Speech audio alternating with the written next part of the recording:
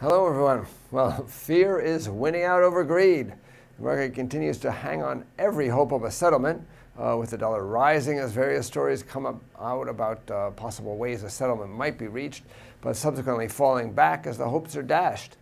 U.S. stocks closed near their lows of the day, and the VIX index closed at the highs, signifying that fear is dominating greed. At the end of the day, there was no change in the Washington standoff, and little change in the dollar either, with the U.S. currency opening here in Europe more or less where it was Monday morning against most of the G10 currencies.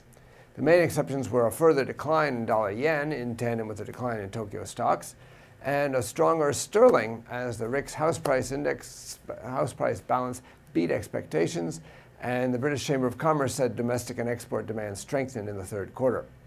On the other hand, the Canadian dollar weakened after building permits there fell in August from a record high. The news coming out of the U.S. is uniformly depressing. Rather than finding possible solutions, most of the stories I read describe why many of the solutions that have been suggested aren't really possible, such as President Obama unilaterally raising the debt ceiling or the famous trillion-dollar platinum coin. I also read a lot of stories about why the Republicans have little incentive to compromise, at least so far. So it seems to me that more and more it's likely that this debacle will will drag out longer. That's likely to drag stocks down too and damage those currencies that are most closely correlated with stocks, which are Dollar Canada, which is minus 71% correlated with the weekly movements in the S&P 500 over the last 2 years.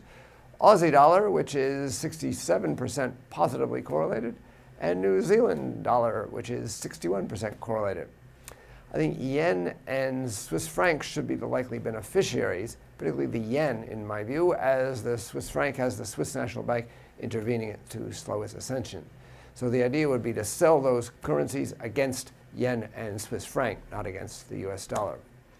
The main indicator out today is German factory orders, which are expected to have risen by 1.1% month on month in August. This would be a turnaround from down 2.7% in July. That news could provide some support for Eurodollar.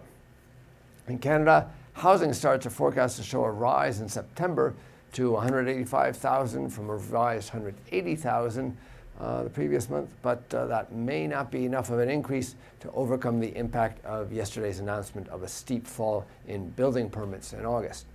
The Canadian dollar may still be a good short. For more information, please read the full report, including technical analysis, on our website, www.ironfx.com, or like us on Facebook, follow us on Twitter, and subscribe to us on YouTube. This is Marshall Gittler, head of Global FX Strategy at IronFX, wishing you solid trading.